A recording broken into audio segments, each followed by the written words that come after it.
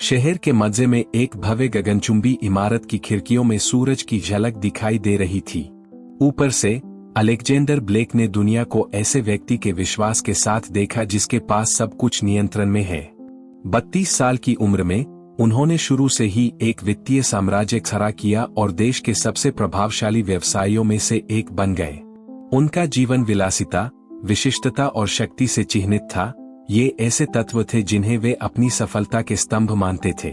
ऐसा कोई सौदा नहीं था जिसे वह बंद न कर सके, ऐसा कोई व्यक्ति नहीं था जो उसकी उपस्थिति का विरोध कर सके। व्यापार जगत में उनके नाम का मतलब जीत, प्रभुत्व और अत्यधिक महत्वाकांक्षा होता था। उस रात एक नई जीत का जश्न मनाने के लिए अलेक्जेंडर ने शहर के एक विशेष रेस्तरां में अपने निकटतम लोगों से मुलाकात की। यह स्थान उस समृद्धि को प्रतिबिंबित करता है जिसे वह अपने जीवन में प्राकृतिक मानता था। क्रिस्टल लैंप, आयातित लिनन मेजपोश और सर्वोत्तम विंटेज वाइन से भरे गिलास। अपने जैसे व्यवसायियों और टाइकून से घिरे हुए उन्होंने किसी और चीज की चिंता किए बिना बातचीत का आनंद लिया। अलेक्जेंडर के लिए जीवन एक खेल था जिसमें वह हमेशा जीतता था, और प्यार एक अवधारणा थी जो केवल सुविधा और शक्ति के संदर्भ में समझ में आती थी। हंसी और ठहाकों के बीच उनके सबसे अच्छे दोस्त और साथी डैनियल फोस्टर की एक टिप्पणी ने उनका ध्यान खींचा। व्यवसाय के लिए उनकी प्रतिभा के बारे में चर्चा हुई, लेकिन वास्तविक रिश्तों के लिए उनकी पूर्ण अक्षमता के बारे में भी यह उल्लेख किया गया था, लगभग एक चुनौती के रूप में, कि उनके जीवन में एक भी महिला नहीं थी जो उनके साथ थी, न कि उनके भाग्य के कारण।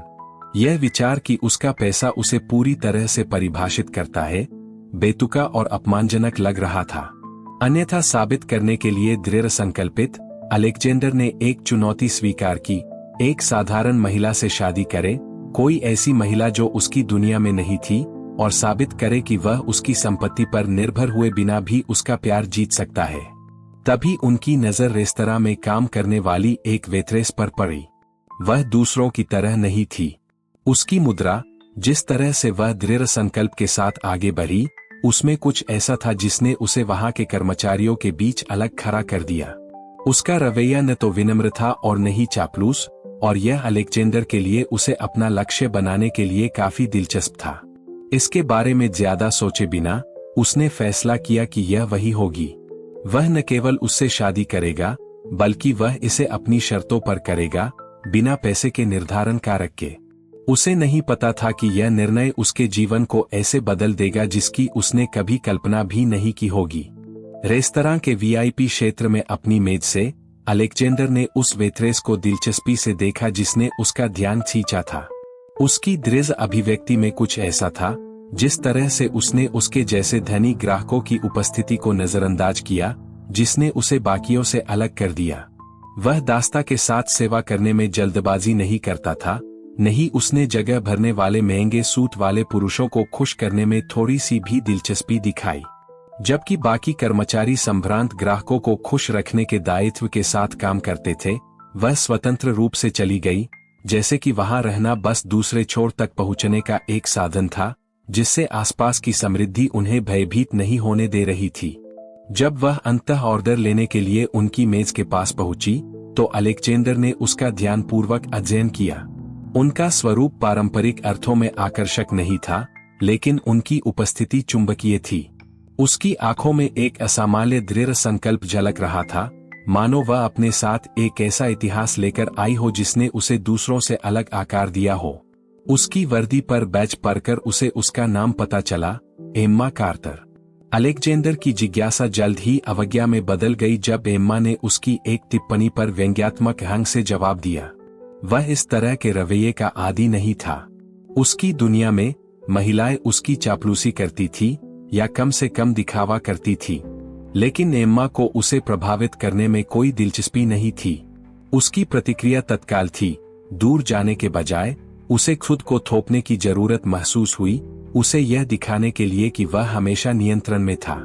हालांकि जितना अधिक उसने अपनी श्रेष्ठता को चिह्नित करने की कोशिश की, उतना ही अधिक ऐसा लगने लगा कि वह उसे उदासीनता से देखती है, जैसे कि वह सिर्फ एक और आदमी था जिसका कोई वास्तविक उद्देश्य नहीं था।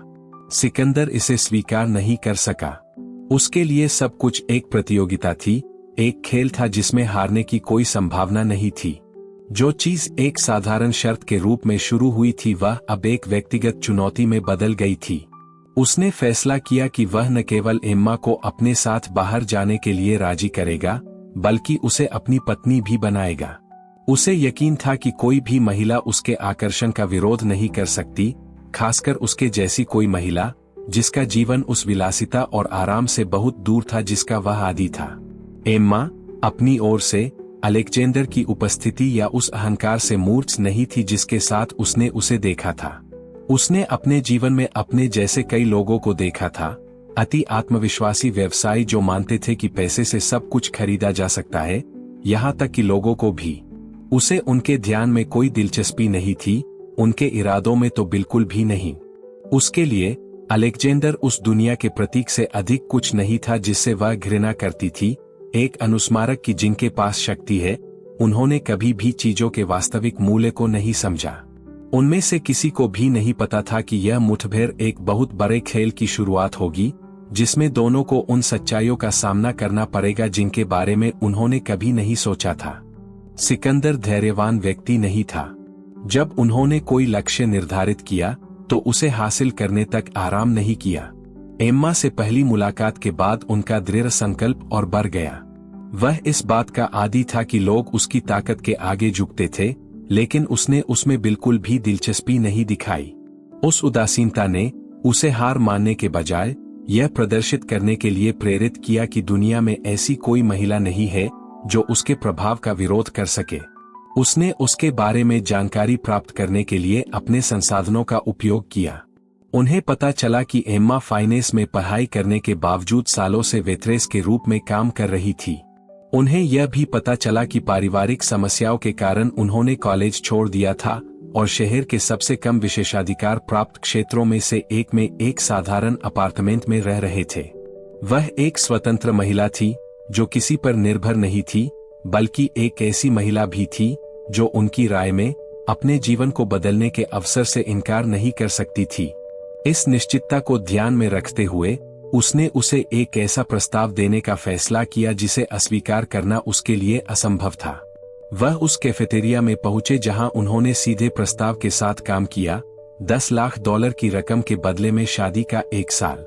इसमें कोई भावनात्मक दायित्व या रोमांटिक अपेक्षाएं नहीं होंगी, बस दोनों पक्षों के लिए स्पष्ट लाभ वाला एक औपचारिक समझौता होगा।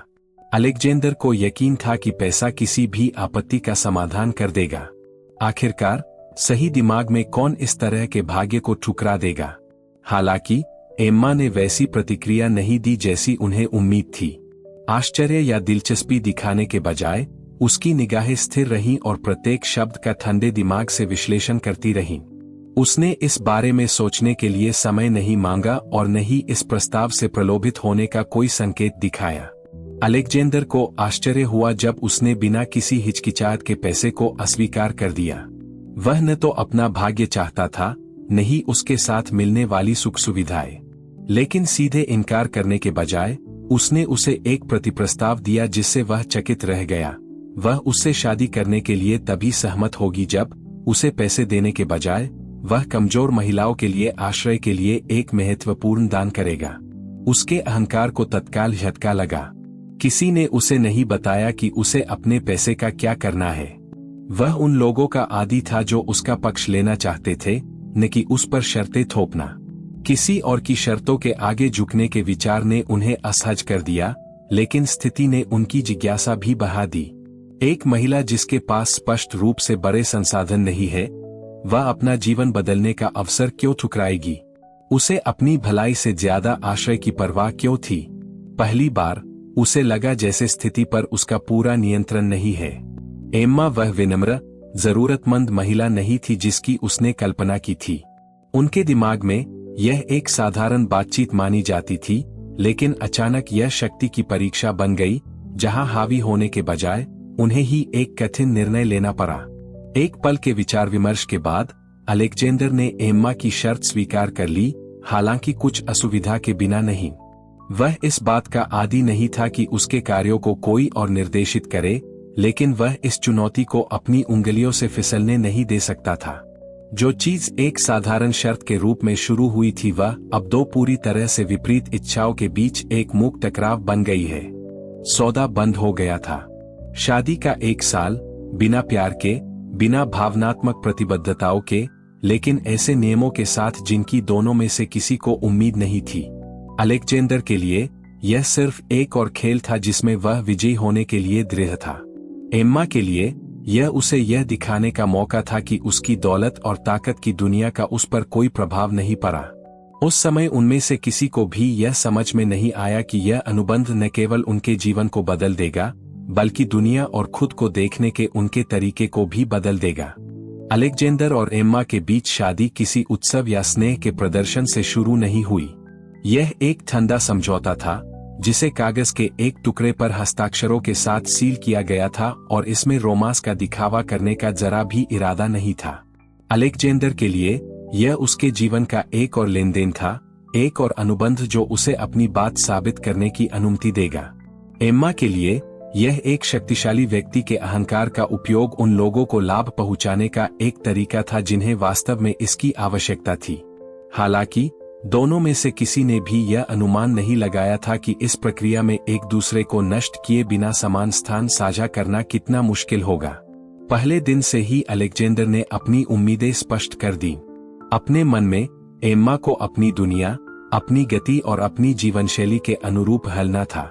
उसे उम्मीद थी कि शादी के बाद वह कैफेटेरिया की नौकरी छोड़ देगी और उसके प्रभुत्व वाले सामाजिक दायरे में शामिल हो जाएगी। हालांकि उन्हें आश्चर्य हुआ कि एम्मा ने कुछ भी नहीं बदला। एक करोड़पति की पत्नी के रूप में अपने नए जीवन की विलासिता का आनंद लेने के बजाय उसने अपनी दिनचर्या जारी रखी जैसे कि कुछ हुआ ही न हो। हर सुबह वह जल्दी उठती थी, अपना बैग लेती थी और उसी कॉफी शॉप में काम करने जाती थी जहां वह शादी से पहले थी। अलेक्जेंडर के लिए यह अस्वीकार्य था। मुझे यह समझ में नहीं आया कि जिस व्यक्ति के पास अब हर चीज तक पहुंचे, वह कॉफी और बसिंग टेबल परोसना जारी रखना क्यों पसंद करेगा। उसकी पत्नी को अपनी हैसियत के अनुसार व्यवहार करना था, उसे उसकी दुनिया के नियमों को स्वीकार करना था और सबसे बढ़कर उसे यह पहचानना था कि वह अब उसकी है। लेकिन एम्मा ने उन विचारों को कोई महत्व नहीं दिया। उन्होंने अपनी शादी को एक बंधन के रूप में नहीं, बल्कि एक साधारण समझौते के रूप में देखा, जिसके लिए उन्हें अपना जीवन बदलने की आवश्यकता नहीं थी। व्यक्तित्वों का टकराव जल्द ही स्पष्ट हो गया। अलेक्जेंडर को इस बात की आदत थी कि लोग बिना किसी सवाल के उसकी बात मानते थे, लेकिन एम्मा सिर्फ उसकी अधीनस्थों में से एक नहीं थी। वह उसकी उपस्थिति से भयभीत नहीं थी, उसने उसकी मंजूरी नहीं मांगी और उसके लिए इससे भी बुरी बात यह थी कि जब उसने उस पर अपना अधिकार थोपने की कोशिश की तो उसने उसे पूरी तरह से नजरअंदाज कर दिया। उनकी उदासीनता उन सभी चीजों का सीधा अपमान थी जो वह अपने बारे में मानते थे। दूसरी ओर एम्मा ने सिकंदर के अहंकार का तिरस्कार किया। वह उसके नियंत्रित करने वाले रवैये से आश्चर्यचकित नहीं थी, लेकिन वह इस बात से परेशान थी कि उसने कैसे मान लिया था कि वह यह निर्देशित कर सकता है कि उसे अपने जीवन के साथ क्या करना चाहिए। वह उससे 1 साल के लिए शादी करने के लिए राजी हो गई थी, लेकिन इसका मतलब यह नहीं था कि उसे उसके कार्यों पर निर्णय लेने का अधिकार था।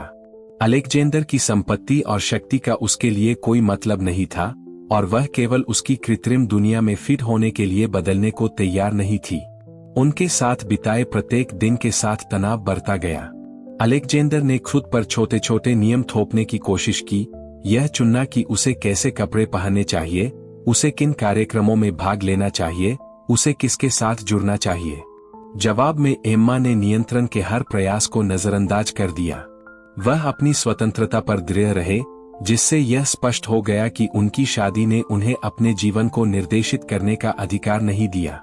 बहसें लगातार बढ़ती गई, हालांकि चिल्लाने या सीधे टकराव के रूप में कभी नहीं।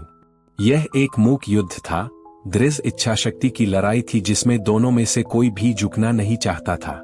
अलेक्जेंडर को समझ में नहीं आ रहा था कि एम्मा अपने जीवन में सुधार के रूप में जो कुछ भी देखती थी उसे स्वीकार करने में इतनी प्रतिरोधी क्यों थी, जबकि वह सोचती थी कि इतनी शक्ति वाला व्यक्ति प्रभुत्व की आवश्यकता में इतना नाजुक कैसे हो सकता है। उनमें से किसी ने भी यह नहीं पहचाना कि उनके बीच शत्रुता के बावजूद संघर्ष के बारे में कुछ ऐसा था जिसने उन्हें फंसाए रखा। कोई भी दूसरे से हारने को तैयार नहीं था, लेकिन असली सवाल यह था कि क्या गहराई से यह निरंतर लड़ाई उन्हें जितना वे स्वीकार करना चाहते थे उससे अधिक करीब ला रही थी।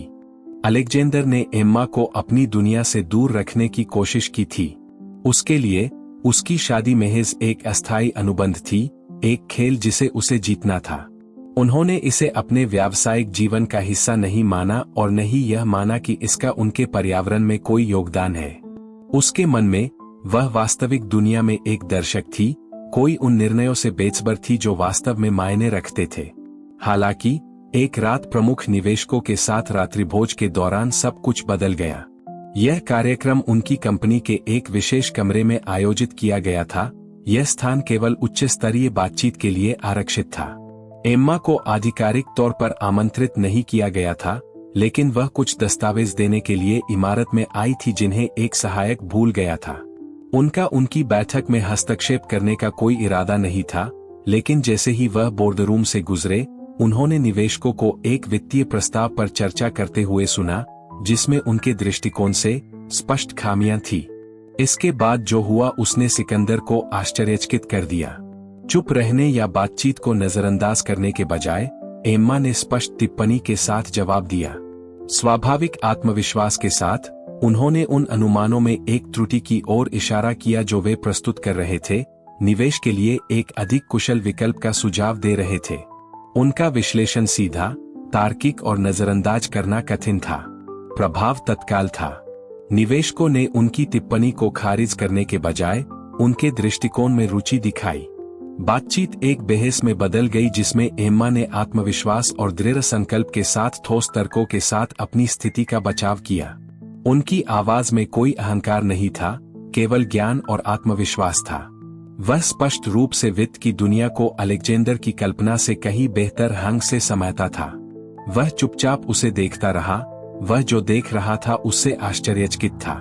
तब तक मैंने मान लिया था कि एम्मा सिर्फ एक साधारण महिला थी जो अपने व्यवसाय की दुनिया से बेखबर थी, कोई ऐसी व्यक्ति जो अपने काम की जटिलता को कभी नहीं समझ सकती थी।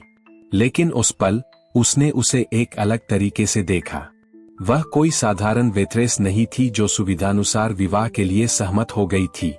उसमें कुछ और था, कुछ ऐसा जिसका उसने अनुमान नहीं लगाया था। मुलाकात के बाद अलेक्जेंडर पर एम्मा के बारे में सच्चाई जानने का जुनून सवार हो गया। उसने अपने अतीत की जांच करने के लिए अपने संसाधनों का उपयोग किया और उसे वह उत्तर मिला जिसकी उसे उम्मीद नहीं थी। एम्मा ने विश्वविद्यालय में वित्त का अध्ययन किया था और वह अपनी पीढ़ी के सर्वश्रेष्ठ छात्रों में से एक थी। हालांकि उन्होंने अपना करियर खत्म नहीं किया। पारिवारिक समस्याओं के कारण उन्हें इसे छोड़ना पड़ा, जिसके कारण उन्हें अपनी छोटी बहन की मदद के लिए पूरे समय काम करना पड़ा। पहली बार उसे कुछ अलग सा महसूस हुआ। यह साधारण जिज्ञासा या किसी स्थिति पर हावी होने की आवश्यकता नहीं थी, यह प्रशंसा थी। एम्मा न केवल बुद्धिमान थी, बल्कि उसने अपने परिवार की भलाई के लिए अपना भविष्य भी बलिदान कर दिया था। उन्होंने न तो मान्यता मांगी और न ही किसी की मंजूरी चाही। उनकी पहचान अवसर की कमी से नहीं, बल्कि परिस्थितियों की परवाह किए बिना आगे बढ़ते रहने के उनके दृढ़ संकल्प से होती है। उस खोज ने उस पर उससे कहीं अधिक प्रभाव डाला जितना वह स्वीकार करना चाहता था। वर्षों से उनका मानना था कि सफलता केवल सबसे मजबूत लोगों को मिलती है, जो शीर्ष पर पहुंचने के लिए कुछ भी करने को तैयार रहते हैं। लेकिन एम्मा ने कुछ अलग प्रतिनिधित्व किया, एक ऐसी ताकत जो पैसे या शक्ति पर नहीं, बल्कि अटूट विश्वास पर निर्भर थी। अपना खेल शुरू होने के बाद पहली बार अलेक्जेंडर को लगा कि शायद वह नियंत्रण में नहीं है। शादी की शुरुआत से ही सिकंदर ने जिस शक्ति संतुलन को हल्के में लिया था, वह टूटने लगा था। एम्मा न केवल अपनी स्वतंत्रता के प्रति दृढ़ थी, बल्कि अब निवेशकों के साथ रात्रिभोज के बाद वह यह साबित करती दिख रही थी कि उनके जीवन में उसकी उपस्थिति महत्वहीन नहीं थी। वह अपने बिजनेस सर्कल में प्रमुख लोगों को प्रभावित करने में कामयाब रहा था, कुछ ऐसा जिसने उसे स्वीकार करने की इच्छा से कहीं अधिक चिंतित किया था। सिकंदर ऐसा व्यक्ति नहीं था जो नियंत्रण खोना स्वीकार करता हो। उनका जीवन अपने आसपास के सभी लोगों को उनके द्वारा स्थापित सीमाओं के भीतर रखने के लिए गणना की गई रणनीतियों, सटीक आंदोलनों का उत्तराधिकार रहा है। लेकिन एम्मा के साथ नियमों को परिभाषित करने का हर प्रयास विफलता में समाप्त हुआ। वह उसकी अधीनता नहीं खरीद सकता था, वह उसे विलासिता के साथ हेरफेर नहीं कर सकता था, और इससे भी बदतर, वह उसकी प्रतिक्रियाओं की भविष्यवाणी नहीं कर सकता था। अपने प्रभुत्व को पुनः स्थापित करने के एक हताश प्रयास में उसने विवाह अनुबंध की शर्तों को संशोधित करने का निर्णय लिया। उसने नए नियम पेश किए जो उसकी स्वायत्तता को प्रतिबंधित करने के लिए बनाए गए थे। उसे उसके साथ कार्यक्रमों में भाग लेना था, उसे कैफेटेरिया में काम करना बंद करना था, और उसे समाज के लिए उसकी पत्नी की तरह व्यवहार करना था। उन्होंने प्यार या स्नेह की मांग नहीं की, बल्कि उन्होंने आज्ञाकारिता की अपेक्षा की। हालांकि एक बार फिर एम्मा ने वैसी प्रतिक्रिया नहीं दी जैसी उन्हें उम्मीद थी। बहस करने या थोपे जाने के आगे झुकने के बजाय उन्होंने इसे नजरअंदाज कर दिया। उसने उसके नियमों का पालन नहीं किया, उसने अपने जीवन को बदलने की अनुमति नहीं दी, और सबसे निराशा की बात यह है कि वह उसके नियंत्रण के प्रयास से प्रभावित नहीं हुई। उन्होंने समय से पहले काम छोड़ना जारी रखा, अपने सामाजिक दायरे से दूर रहना जारी रखा, और ऐसा व्यवहार करना जारी रखा जैसे कि उनकी शादी का उनके जीवन में कोई महत्व नहीं है। एम्मा की स्वतंत्रता का प्रत्येक कार्य अलेक्जेंडर के अहंकार पर सीधा प्रहार था। उसे यह समझ में नहीं आया कि जिस व्यक्ति को सैद्धांतिक रूप से अपने भाग्य से लाभ होना चाहिए, वह उसे मिलने वाले सभी लाभों को कैसे अस्वीकार कर सकता है। यह उसके लिए अकल्पनीय था कि कोई उसे इतने स्वाभाविक रूप से और बिना किसी डर के चुनौती दे सकता है। लेकिन जैसे जैसे निराशा बढ़ती गई, उसके अंदर कुछ और ही जागने लगा। सबसे पहले उन्होंने इसके लिए जीतने की साधारण आवश्यकता, ऐसी स्थिति पर विजय पाने की इच्छा को जिम्मेदार ठहराया जो उनके हाथ से बाहर थी। हालांकि धीरे धीरे उसे एहसास हुआ कि एम्मा के प्रति उसका जुनून सिर्फ नियंत्रण के बारे में नहीं था, वह उसे अलग रंग से देखने लगा। उन्हें एहसास हुआ कि उनकी ताकत विद्रोह से नहीं, बल्कि अटूट विश्वास से आई है। एम्मा अचानक उद्दंड नहीं थी, वह एक ऐसी महिला थी जो ठीक ठीक जानती थी कि वह कौन है और उसे क्या चाहिए, कुछ ऐसा जो अलेक्जेंडर ने अपनी दुनिया में कभी किसी में नहीं पाया था। बिना इसका एहसास किए वह उसकी उपस्थिति की तलाश करने लगा, उसके हाव भाव पर ध्यान देने लगा और उसके जीवन को देखने के तरीके में दिलचस्पी लेने लगा। बैठकों में उसका दिमाग एम्मा की छवि पर घूमता था, सोचता था कि वह उसके फैसलों के बारे में क्या सोचेगी। जब मैं घर आया और उसे नहीं पाया तो मुझे इतनी युद्धलाहट महसूस हुई कि मैं बता नहीं सकता। जो एक समय सिर्फ एक शर्त थी, वह और अधिक खतरनाक होने लगी थी, एक वास्तविक आकर्षण जिसने वह सब कुछ खतरे में डाल दिया जिसे वह सोचता था कि वह नियंत्रित करता है। सिकंदर ने इसे स्वीकार नहीं किया, लेकिन वह सबसे महत्वपूर्ण लड़ाई हार रहा था। वह न केवल शर्त हार रहा था, बल्कि वह एक महिला की उपस्थिति में खुद को भी हार रहा था, जो बिना कोई प्रयास किए उसके सभी बचावों को तोड़ रही थी। अलेक्जेंडर को आमतौर पर उन लोगों के अतीत में कोई दिलचस्पी नहीं थी जिनसे वह बातचीत करता था। उनकी दुनिया में किसी की पृष्ठभूमि केवल तभी प्रासंगिक होती है जब वह व्यवसाय को प्रभावित करती हो या कोई खतरा पैदा करती हो। हालांकि एम्मा के साथ जिज्ञासा ने उसे अप्रत्याशित तरीके से निगल लिया। मैं यह समझना चाहता था कि इतनी स्पष्ट बुद्धिमत्ता और इतने मजबूत व्यक्तित्व वाली एक महिला को वेट्रेस के रूप में काम क्यों करना पड़ा, क्यों उसने अपने भाग्य को इतने तिरस्कार के साथ अस्वीकार कर दिया, और ऐसा क्यों लगता है कि शक्तिशाली दुनिया की हर चीज के प्रति उसके मन में स्वाभाविक प्रतिरोध है।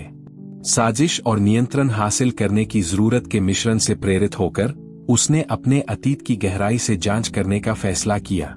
उन्होंने अपनी टीम को उनकी कहानी के बारे में सारी जानकारी प्राप्त करने का आदेश दिया, इससे परे कि उन्हें उनकी अधूरी पढ़ाई और उनकी स्वतंत्रता के बारे में पहले से ही पता था। उसने जो पाया उससे वह सदमे में आ गया। एम्मा कार्टर हमेशा एक साधारण कार्यकर्ता नहीं थी। उनका उपनाम एक दशक पहले वित्तीय दुनिया के सबसे प्रभावशाली परिवारों में से एक से संबंधित था। उनके पिता रिचर्ड कार्टर एक प्रसिद्ध निवेशक थे जिनका वित्तीय साम्राज्य अजेय था। वह विलासितापूर्ण जीवन में पली बड़ी, सर्वोत्तम शिक्षा तक पहुंच के साथ उन कुलीन लोगों से घिरी हुई जिनके साथ अलेक्जेंडर ने अपना पूरा जीवन व्यतीत किया था। लेकिन जब कार्टर परिवार अपने समय के सबसे बड़े वित्तीय घोटालों में से एक के बीच रह गया तो सब कुछ बदल गया। रिचर्ड कार्टर पर धोखाधड़ी और निवेश में हेरफेर का आरोप लगाया गया था। उनकी कंपनी, जो कई उच्चस्तरीय निवेशकों की पूंजी का प्रबंधन करती थी, कई जोखिम भरे फैसलों के बाद रह गई, जिसके कारण सैकड़ों लोग बर्बाद हो गए। मीडिया ने उनकी प्रतिष्ठा को नष्ट कर दिया, अदालतों ने उनके खातों पर रोक लगा दी और कुछ ही महीनों में कार्टर परिवार समृद्धि से गरीबी की ओर चला गया। एम्मा, जो उस समय एक आशाजनक भविष्य वाली युवा छात्रा थी, ने रातों-रात सब कुछ खो दिया। उनके पिता को जेल हो गई, उनकी मां घोटाले के दबाव से गंभीर रूप से बीमार हो गई और उनकी छोटी बहन को उनकी जिम्मेदारी पर छोड़ दिया गया।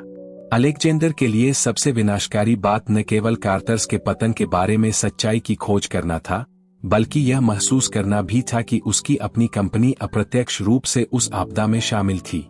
उस समय उनका निगम उन संस्थाओं में से एक था जो रिचर्ड कार्टर की कंपनी के दिवालियापन से लाभान्वित हुए थे। उनके वकीलों और फाइनेंसरों की टीम ने अराजकता के बीच परिवार की संपत्ति को खपाने में मदद की और अपने साम्राज्य का विस्तार करने के अवसर का लाभ उठाया। उस क्षण तक अलेक्जेंडर ने उन निर्णयों के मानवीय परिणामों के बारे में कभी नहीं सोचा था। उनके लिए व्यवसाय एक युद्ध था जिसमें सबसे मजबूत बच गया और सबसे कमजोर गिर गया। लेकिन अब इस सबूत का सामना करते हुए कि एम्मा और उसका परिवार उसकी दुनिया का शिकार था, उसे पहली बार अपराध बोध जैसा कुछ महसूस हुआ। एम्मा को अपने पतन और अलेक्जेंडर के बीच संबंध का कोई अंदाजा नहीं था। वह नहीं जानती थी कि जिस आदमी से उसकी शादी हुई थी, जिसे वह रोजाना चुनौती देती थी, वह उस मशीनरी का हिस्सा था जिसने उसके जीवन को नष्ट कर दिया था। और अपने जीवन में पहली बार सिकंदर को डर लगा कि सच्चाई सब कुछ बदल सकती है। रहस्योद्घाटन का बोझ उसे पीड़ा देने लगा।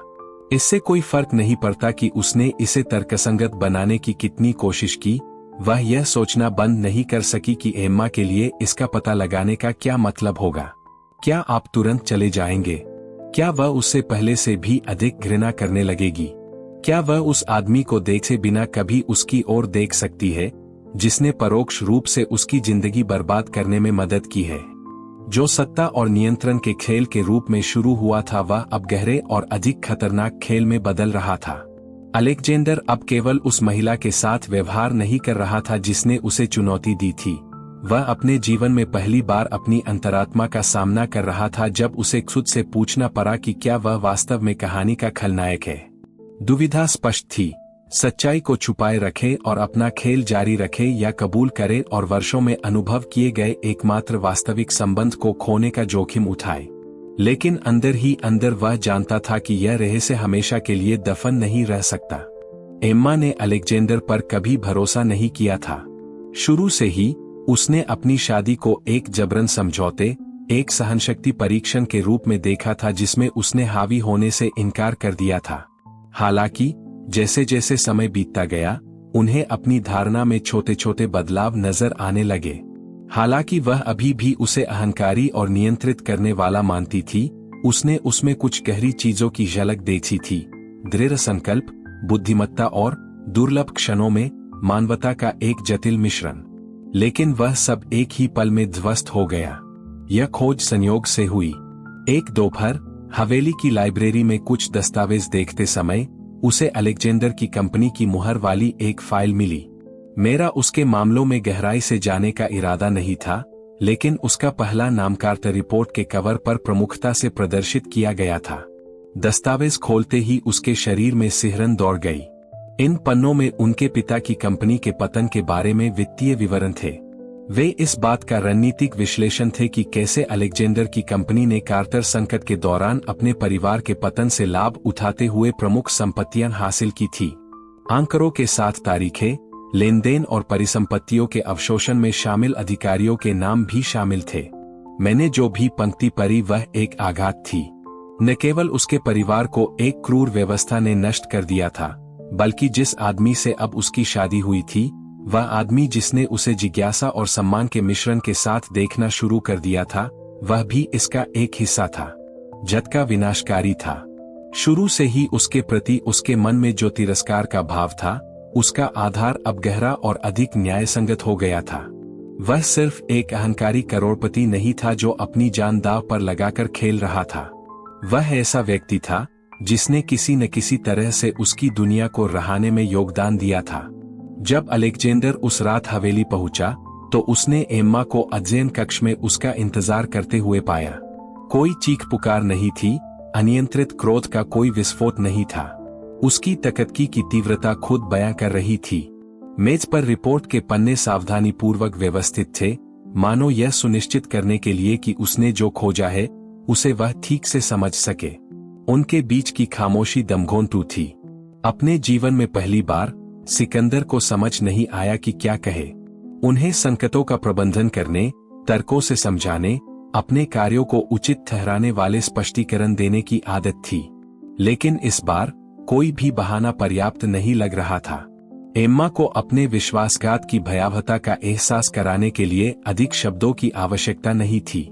उनके द्वारा पूछा गया प्रत्येक प्रश्न जहर बुझे तीर की तरह था, जिसका सीधा निशाना उनकी अंतरात्मा पर था। उन्हें उनके औचित्य या व्यवसाय के प्रति उनके दृष्टिकोण में कोई दिलचस्पी नहीं थी। एकमात्र बात जो मायने रखती थी वह निर्विवाद तथ्य थी कि जब उसका परिवार गिरा तो वह दूसरी तरफ था। अलेक्जेंडर ने समझाने की कोशिश की। उन्होंने उनसे कहा कि व्यवसाय में नैतिकता के लिए कोई जगह नहीं है। उनकी कंपनी ने वही किया जो कोई अन्य कंपनी अपने पद पर रहते हुए करती। उन्होंने यह तर्क देने की कोशिश की कि वह सीधे तौर पर जिम्मेदार नहीं थे कि उन्होंने कार्टर्स के पतन से बने अवसर का फायदा उठाया। लेकिन जैसे ही वह बोला, उसे लगा कि हर शब्द उसे और गहराई में डुबो रहा है। उनके जीवन में पहली बार तर्क और शक्ति किसी स्थिति से बाहर निकलने के लिए पर्याप्त नहीं थे। एम्मा ने अत्यधिक क्रोध के साथ कोई प्रतिक्रिया नहीं दी। उन्होंने चीजें नहीं तोड़ी या आवाज नहीं उठाई। लेकिन जिस शीतलता से उसने उसकी ओर देखा वह किसी भी चीख से भी बदतर थी। यही वह क्षण था जब अलेक्जेंडर को एहसास हुआ कि न केवल वह शर्त हार रहा था, बल्कि वह उसे भी हार रहा था। उसकी अभिव्यक्ति में दर्द, उसकी नजर में निराशा ने उसे कुछ ऐसा एहसास कराया जिसे उसने तब तक स्वीकार करने से इनकार कर दिया था। एम्मा उसके लिए सिर्फ एक चुनौती से कहीं अधिक बन गई थी। वह सिर्फ उसके नियंत्रण का विरोध करने वाली महिला नहीं थी। वह एकमात्र व्यक्ति बन गए थे जिनकी राय वास्तव में मायने रखती थी। और अब उसने शायद उसे हमेशा के लिए खो दिया था। एम्मा ने कोई समय बर्बाद नहीं किया। अलेक्जेंडर का सामना करने के बाद उसने अतिरिक्त स्पष्टीकरण की प्रतीक्षा नहीं की या अधिक झूठ के लिए जगह नहीं छोड़ी। जिस दृढ़ता के साथ उसने अपने जीवन में हर बाधा का सामना किया था, उसी दृढ़ संकल्प के साथ उसने अपना कुछ सामान पैक किया और बिना पीछे देखे हवेली से निकल गया। कोई आंसू या याचना नहीं थी, बस एक दृढ़ और अपरिवर्तनीय निर्णय था। सिकंदर की हवेली का वैभव उसके लिए कभी मायने नहीं रखता था। अन्य लोगों के विपरीत, जिन्होंने इस शादी को एक आरामदायक जीवन सुरक्षित करने के अवसर के रूप में देखा होगा, एम्मा ने शुरू से ही अपनी स्वतंत्रता बनाए रखी थी। और अब सच्चाई सामने आने के बाद उसके साथ एक ही छत के नीचे रहना अकल्पनीय था। वह शहर के बाहरी इलाके में अपने छोटे से अपार्टमेंट में लौट आई, वही जिसे उसने उस बेतुके दाव से पहले घर बुलाया था जिसने उसे अलेक्जेंडर के साथ एकजुट किया था। दीवारें संकरी थी, जगह छोटी थी और सर्दियों में हीटिंग विफल हो जाती थी, लेकिन कम से कम यह उसका था। यह वास्तविक था। अपने जीवन में पहली बार सिकंदर को महसूस हुआ कि खालीपन का क्या मतलब होता है। वह व्यवसाय में हारने, जोखिमों की गणना करने और परिणामों को मानने का आदी था, लेकिन उसने पहले कभी किसी ऐसी चीज को खोने की भावना का अनुभव नहीं किया था जो वास्तव में मायने रखती थी। हवेली में सन्नाटा असहनीय हो गया। उस पल तक उसे इस बात का एहसास नहीं था कि एम्मा उसकी जगह में कितना जीवन लेकर आई है। रातें लंबी हो गईं। उसका दिमाग, जो हमेशा रणनीतियों और संख्याओं पर केंद्रित रहता था, अब लगातार उन यादों की ओर भटक रहा था जिन्हें वह मिटा नहीं सकता था। एम्मा का चेहरा निराशा से भरा हुआ था। वह शीतलता जिसके साथ वह चली गई थी, यह एहसास कि उसके जीवन में पहली बार किसी ने उसे वैसे ही देखा जैसे वह वास्तव में था। लेकिन सजा यहीं खत्म नहीं हुई। कुछ ही दिनों में उनकी कंपनी को अप्रत्याशित झटका लगा। एक लीक रिपोर्ट में पिछले अधिग्रहणों से संबंधित संदिग्ध वित्तीय गतिविधियों का खुलासा हुआ। हालांकि अलेक्जेंडर ने कुछ भी गैरकानूनी नहीं किया था, मीडिया ने तुरंत उसे आदर्श खलनायक में बदल दिया। वही मंडलियां जो कभी उनकी प्रशंसा करती थी, उन्होंने खुद को दूर करना शुरू कर दिया।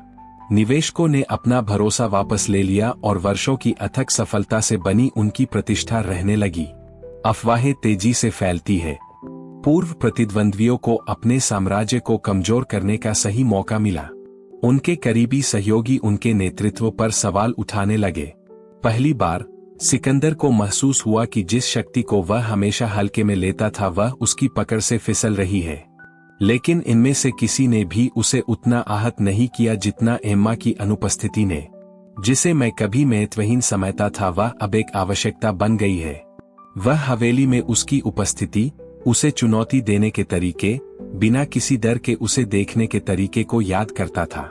वह एकमात्र व्यक्ति थी जिसने कभी उसे प्रभावित करने की कोशिश नहीं की, एकमात्र व्यक्ति जिसने उससे कुछ भी पाने की आशा नहीं की।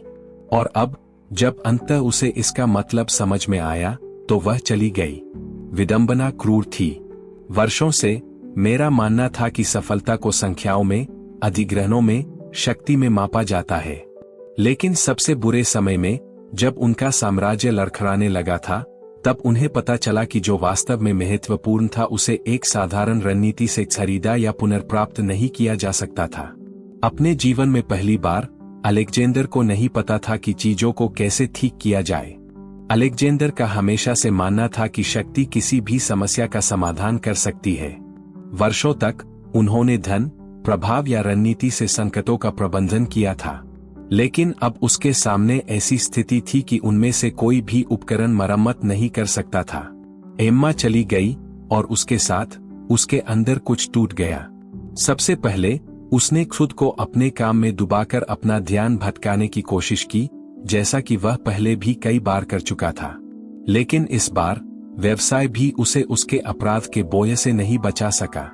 अपने लड़खड़ाते साम्राज्य से उसे उतनी चिंता नहीं हुई जितनी इस विचार से हुई कि वह फिर कभी उसकी ओर तिरस्कार के बिना नहीं देखेगी। अपने जीवन में पहली बार सिकंदर को यह सवाल करने के लिए मजबूर होना पड़ा कि उसने जो दुनिया बनाई थी उसके बाहर वह वास्तव में कौन था। क्या वह सिर्फ एक बेईमान व्यापारी था, कोई ऐसा व्यक्ति जो चाहता था ले लेता था, चाहे कोई भी कीमत चुकानी पड़े? और क्या ये कुछ और हो सकता है? जवाब असहज था। इसलिए नहीं कि वह नहीं जानता था कि उसे क्या करना चाहिए, बल्कि इसलिए क्योंकि इसका मतलब यह स्वीकार करना था कि वह गलत था। और अलेक्जेंडर डोनोवन आसानी से हार स्वीकार करने वाले व्यक्ति नहीं थे। पहला आवेग एम्मा के पीछे जाना और उससे बात करने की कोशिश करना, उसे विश्वास दिलाना था कि वह राक्षस नहीं है जिसकी उसने कल्पना की थी। लेकिन मैं जानता था कि इसका कोई फायदा नहीं होगा। एम्मा खोखली बातों से प्रभावित होने वालों में से नहीं थी। यदि वह चाहता है कि वह उसे अलग तरह से देखे, तो उसे इसे तथ्यों के साथ साबित करना होगा। उसने वही शुरू किया जिसकी वह हमेशा उससे मांग करती थी, बदले में कुछ भी उम्मीद किए बिना कुछ अच्छा करो। अपने साथ बिताए समय के दौरान एम्मा ने यह स्पष्ट कर दिया था कि वह उसके पैसे या शक्ति के पीछे नहीं थी, बल्कि वह चाहती थी कि वह इसके साथ आने वाली जिम्मेदारी को समझे। किसी को बताए बिना उसने महिला आश्रय को $1 मिलियन का दान दिया, जिसका एम्मा ने समर्थन किया। उन्होंने ऐसा प्रेस विज्ञप्तियों या अपनी छवि सुधारने के इरादे से नहीं किया। उन्होंने इसे गुमनाम रूप से किया, यह सुनिश्चित करते हुए कि पैसे का उपयोग सर्वोत्तम तरीके से किया जाए। यह उसकी गलतियों को सुधारने के लिए पर्याप्त नहीं था, लेकिन यह पहला कदम था। हालांकि यह यही नहीं रुका। उन्होंने अपनी कंपनी की कार्यप्रणाली की समीक्षा करना शुरू कर दिया और बिना किसी हिचकिचाहट के अपने पहले लिए गए निर्णयों पर सवाल उठाए। इसने उन क्षेत्रों में निवेश कम कर दिया जो लाभदायक होते हुए भी नैतिक रूप से संदिग्ध थे। उन्होंने अतीत में अपनी रणनीतियों के कारण हुई संपार्श्विक क्षति की भरपाई के तरीकों की तलाश की। लेकिन सबसे मुश्किल काम अपनी संगति बदलना नहीं, बल्कि खुद को बदलना था। उसने सूक्ष्म तरीके से एम्मा से संपर्क करने की कोशिश की। उपहारों से नहीं, खोखले वादों से नहीं, बल्कि छोटे छोटे कार्यों से जो दर्शाता था कि वह एक अलग इंसान बनने की कोशिश कर रहा था।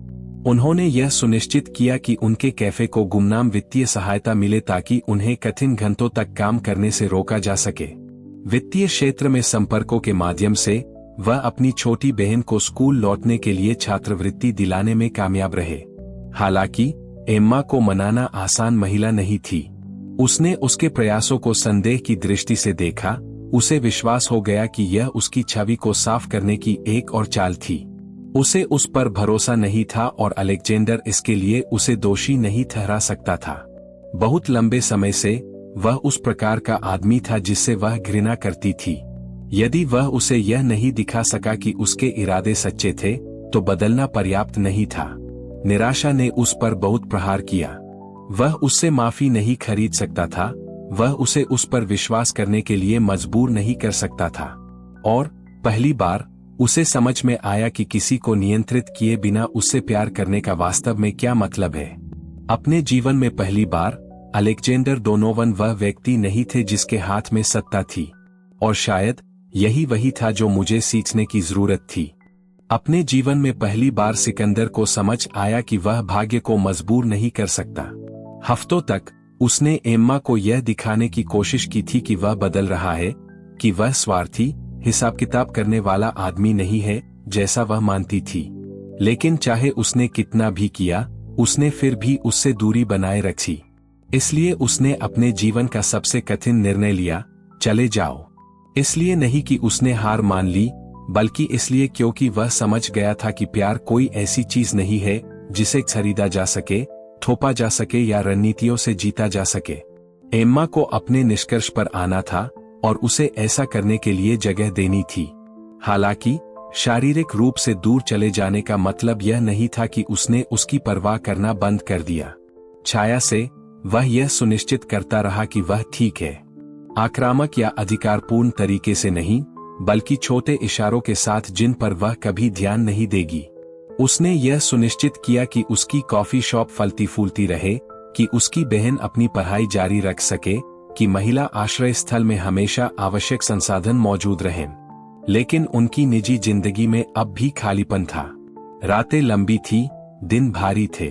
उन्होंने अपनी कंपनी के पुनर्निर्माण, अपना नाम साफ करने और अतीत में की गई गलतियों को सुधारने पर ध्यान केंद्रित किया। हालांकि किसी भी व्यावसायिक जीत से उन्हें वह संतुष्टि नहीं मिली जो वे महसूस करते थे। उसने जो खोया था उसकी तुलना में यह सब महत्वहीन लग रहा था। एम्मा ने अपनी ओर से आगे बढ़ने की कोशिश की। सबसे पहले उसने अपने गुस्से पर काबू रखा। उसे यकीन हो गया कि अलेक्जेंडर सिर्फ एक नया खेल खेल रहा था।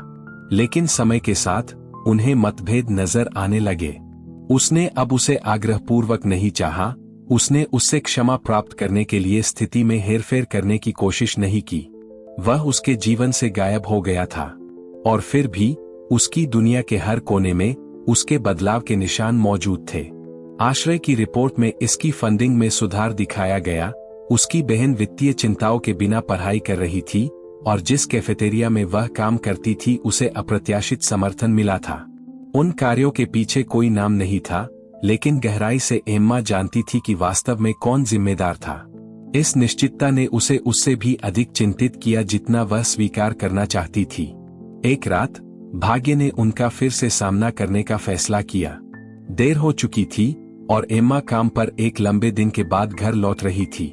वह उस समय शहर की शांति का आनंद लेते हुए कॉफी खरीदने के लिए एक छोटी सी किताब की दुकान पर रुका। बिना अधिक ध्यान दिए एक पुस्तक पन्ने पलटते समय उसे एक परिचित उपस्थिति का एहसास हुआ। अलेक्जेंडर वहां उसी किताब की दुकान में अनुपस्थित मन से एक व्यावसायिक पुस्तक की समीक्षा कर रहा था। उसके आसपास कोई सुरक्षा नहीं थी, उस अहंकारी व्यक्ति का कोई निशान नहीं था जो हर जगह को अपनी प्रभुत्वशाली उपस्थिति से भर देता था। वह अलग, अधिक थका हुआ, लेकिन अधिक मानवीय भी दिख रहा था। संयोगवश उनकी आंखें मिल गईं। देखते ही देखते हवा भारी हो गई। कोई शब्द नहीं थे, कोई अचानक हलचल नहीं थी, बस उन सभी बातों का महत्व जो उन्होंने एक दूसरे से नहीं कही थी। अलेक्जेंडर ने करीब आने की कोशिश नहीं की। जो खो गया था उसे वापस पाने के लिए कोई अतिशयोक्तिपूर्ण संकेत या प्रयास नहीं थे। बस सिर का हल्का सा झटका, सम्मान का प्रदर्शन, स्वीकृति का। एम्मा को अपनी डगमगाहट के अंदर कुछ महसूस हुआ। यह नफरत नहीं थी जो उसे उस पल महसूस हुई। यह क्रोध या अवमानना नहीं थी। यह कुछ ज्यादा ही खतरनाक था। यह संदेह था। पहली बार उसने सवाल करना शुरू किया कि क्या उसके सामने वाला आदमी अभी भी वही है जिससे वह इतनी नफरत करती थी। और सबसे बुरी बात यह थी कि उसे यकीन नहीं था कि वह उत्तर चाहती थी। नीति बदलना शुरू हो गई थी, लेकिन अतीत ने अभी तक अपना अंतिम शब्द नहीं कहा था। ठीक उसी समय जब एम्मा ने अपनी भावनाओं पर सवाल उठाना शुरू कर दिया था, जब अलेक्जेंडर की छवि अब आक्रोश से भरी नहीं थी बल्कि कुछ अधिक अनिश्चित थी, सबसे काला सच सामने आया। यह अलेक्जेंडर का दोस्त डेनियल था, जिसने शर्त की शुरुआत की थी, जिसने रहस्य का पता लगाया। जब वह प्रकट हुआ तो एम्मा कैफेटेरिया में थी, उस मुस्कुराहट के साथ जो उसे हमेशा संदिग्ध लगती थी। उनका लापरवाह रवैया उनके द्वारा पूरी उदासीनता से कहे गए शब्दों के विपरीत था। तभी उसे यह पता चला। वह जानता था कि यह सब एक खेल के रूप में शुरू हुआ था। एक शर्त, अमीर लोगों की एक साधारण सनक जो यह दिखाना चाहते थे कि दुनिया और इसमें रहने वाले लोगों पर किसका अधिक नियंत्रण है। उसका सारा दर्द, हर लड़ाई जो उसने अलेक्जेंडर के साथ लड़ी थी, हर आंसू जो उसके अपार्टमेंट के एकांत में बहा था, यह सब उस आदमी के अहंकार से पैदा हुआ था जिसने उसे कभी गंभीरता से नहीं लिया था। उनका पहला आवेग भागने का था। हवा घनी हो गई, शहर की आवाज धीमी हो गई, और उसकी एकमात्र प्रतिक्रिया अपनी चीजों को पकड़ना और दूर चले जाना था। जितना तेज उतना अच्छा। वह स्पष्टीकरण नहीं सुनना चाहता था। वह जानना नहीं चाहता था कि क्या सिकंदर ने पश्चाताप किया था या क्या वह वास्तव में बदल गया था, क्योंकि इनमें से कोई भी मायने नहीं रखता था। यदि सब कुछ झूठ से शुरू हुआ होता तो कुछ भी वास्तविक नहीं होता। जब सिकंदर को पता चला कि क्या हुआ था, तो यह आघात विनाशकारी था। उसने एम्मा को यह दिखाने के लिए बहुत संघर्ष किया था कि उसकी भावनाएं सच्ची थी, कि उसका प्यार कोई लेनदेन या हेरफेर नहीं था। और फिर भी अब सब कुछ सबसे खराब तरीके से ध्वस्त होता दिख रहा था। लेकिन इस बार उसके लिए दोषी कोई और नहीं बल्कि वह खुद था। इससे कोई फर्क नहीं पड़ता कि वह कितना बदल गया था, इससे कोई फर्क नहीं पड़ता कि उसने कितना कुछ सीख लिया था। वह शुरू में जो आदमी था वही था जिसने इस त्रासदी को जन्म दिया था। एम्मा गायब हो गई। उसने कॉल का जवाब नहीं दिया, वह कैफेटेरिया में नहीं लौटा, वह आश्रय में नहीं दिखा। ऐसा लग रहा था मानो दर्द ने उसे पूरी तरह से निगल लिया हो और वह अपने अस्तित्व का कोई निशान भी नहीं छोड़ना चाहती थी। अलेक्जेंडर ने पूरे शहर में उसकी तलाश की, लेकिन वह जानता था कि इस बार केवल सामने आना और उससे उसकी बात सुनने के लिए कहना पर्याप्त नहीं होगा। अगर वह उसे दिखाना चाहता था कि वह उससे प्यार करता है, तो उसे खुद से भी बड़ा कुछ करना होगा। और उसने एक ऐसा निर्णय लिया जिसकी उसने कभी कल्पना भी नहीं की होगी। उसी रात उन्होंने एक आधिकारिक घोषणा की, वह अपनी कंपनी चलाने से इस्तीफा दे देंगे। निवेशकों के दबाव या उसके सामने आए संकट के डर से नहीं, लेकिन क्योंकि वह समझ गए थे कि उनका जीवन महत्वाकांक्षा और इस विश्वास पर आधारित था कि शक्ति ही सब कुछ है। लेकिन सत्ता ने उन्हें खुशी नहीं दी थी। मैंने उसे प्यार नहीं दिया था। इसने उसे केवल एक ऐसा व्यक्ति बना दिया था जिसने एकमात्र व्यक्ति को खो दिया था जिसकी वह वास्तव में परवाह करता था। वह अपना पद छोड़ देंगे, अपने शेयरों का कुछ हिस्सा बेच देंगे और अपने भाग्य का एक बड़ा हिस्सा सामाजिक कार्यों के लिए आवंटित कर देंगे, जिसमें वह आश्रय भी शामिल है, जिसका एम्मा ने समर्थन किया था। पहली बार मैंने कुछ ऐसा किया जिसका कोई रिटर्न नहीं था, कुछ ऐसा जो न तो कोई रणनीति थी और न ही कोई सोची समझी चाल थी। उसे बस उसके जाने का इंतजार करना था, और वह समझ गया कि इस बार उसका प्यार कोई शर्त नहीं था। यह एकमात्र सत्य था जो उसने छोड़ा था। अलेक्जेंडर डोनोवन का जीवन कुछ ही दिनों में बदल गया। उनके इस्तीफे की खबर से बिजनेस जगत में हड़कंप मच गया।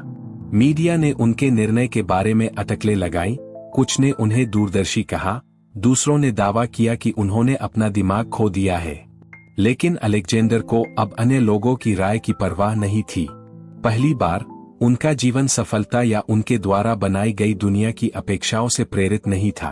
कोई रणनीति नहीं थी, कोई भविष्य की योजना या जोखिम की गणना नहीं थी। केवल एक ही सत्य बचा था, एम्मा। उन्होंने अपने शेयरों का एक बड़ा हिस्सा बेच दिया था, अपनी आलीशान हवेली छोड़ दी थी और अपना जीवन आवश्यक वस्तुओं तक सीमित कर लिया था। इसलिए नहीं कि वह उसे प्रभावित करना चाहता था, बल्कि इसलिए क्योंकि वह समझ गया था कि उस सारी दौलत ने उसे कभी वह नहीं दिया जो वास्तव में मायने रखता था। उसने उसे केवल उस निश्चितता के साथ खोजा जो उसके पास बची थी, उससे प्यार करना। उसके लिए उसे ढूंढना मुश्किल नहीं था। जिस आश्रय के लिए उसने हमेशा अपना समय समर्पित किया था वह अब उसका घर बन गया था।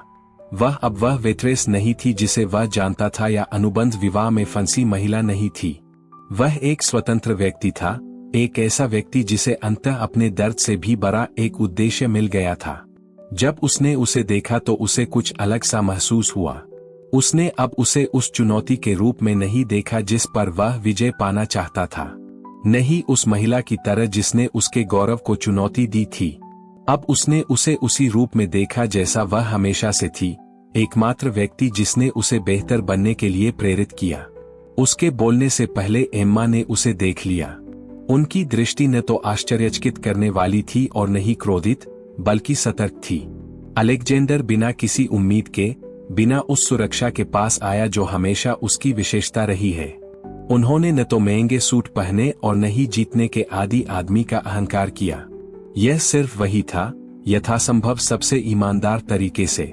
कोई पूर्वाभ्यास किए गए भाषण या परिवर्तन के वादे नहीं थे। उसने केवल वही स्वीकार किया जो उसने महसूस किया। उसने उससे कहा कि वह उससे प्यार करता है, लेकिन उसने उससे ऐसा महसूस करने की उम्मीद नहीं की थी। उसने उससे कहा कि वह उसके दर्द, उसके अविश्वास को समझता है, और उसने उससे दूर जाने की इच्छा के लिए उसे दोषी नहीं ठहराया। उसने उससे कहा कि जीवन में पहली बार उसके पास अपनी सच्चाई के अलावा उसे देने के लिए कुछ भी नहीं है। एम्मा चुपचाप सुनती रही। पहली बार वह उसे समझाने या बदले में कुछ हासिल करने की कोशिश नहीं कर रहा था। कोई अनुबंध नहीं था, कोई दाव नहीं था, कोई पैसा शामिल नहीं था। उसके सामने केवल एक ही आदमी था, नंगी आत्मा वाला, प्यार के लिए सब कुछ खोने को तैयार। और उस पल में एम्मा को पता था कि उसके सामने अलेक्जेंडर वही आदमी नहीं था जिसने महीनों पहले उसे महज एक खेल के रूप में देखा था। वह ऐसा व्यक्ति था जिसने सीखा था कि वास्तव में प्यार का क्या मतलब होता है। प्यार एक ही दिन में दोबारा नहीं बनता। एम्मा ने अलेक्जेंडर की हर बात सुनी, लेकिन उसका दिल अभी भी पूरी तरह से हार मानने के लिए तैयार नहीं था।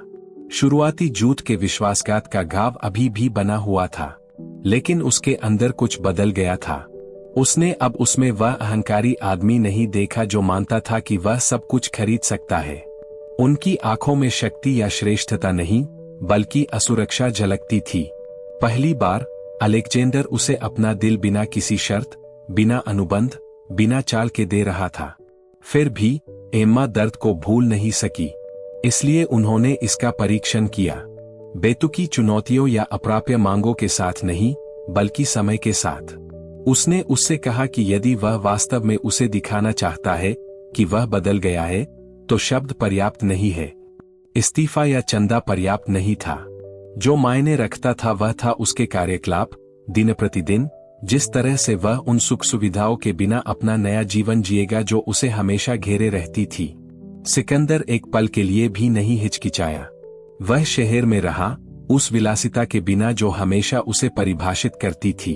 उसने आवश्यक चीजों के साथ जीना सीखा, उन चीजों को महत्व देना सीखा जिन्हें वह पहले महत्वहीन समझता था। उन्हें एक साधारण पड़ोस में एक छोटा सा अपार्टमेंट मिला। उन्होंने सामाजिक परियोजनाओं पर काम करना शुरू किया और वास्तव में उन कार्यों में शामिल हो गए जिनमें पहले वह केवल पैसे से मदद करते थे।